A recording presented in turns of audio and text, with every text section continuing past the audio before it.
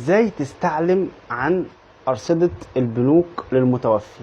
يعني في واحد متوفي والورثة شاكين ان هو ممكن يكون عنده أرصدة في البنوك. طيب في الحالة دي ازاي ممكن حد من الورثة يستعلم عن الأرصدة للمتوفي؟ الشخص او حد من الورثة اللي هم في اعلام الوراثة بيروح البنك المركزي وبيقدم طلب للاستعلام عن أرصدة فلان الفلاني المتوفي.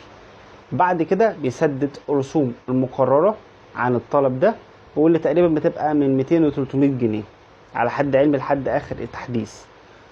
رقم 3، البنك المركزي بيبعت نشرة لكل البنوك على مستوى الجمهورية، وبعد كده البنوك بترد على عنوان مقدم الطلب في حالة وجود أي أرصدة للمتوفي في البنك اللي فيه رصيد، أو إذا ما كانش فيه رصيد. فولو لايك واستنوني في معلومة قانونية جديدة.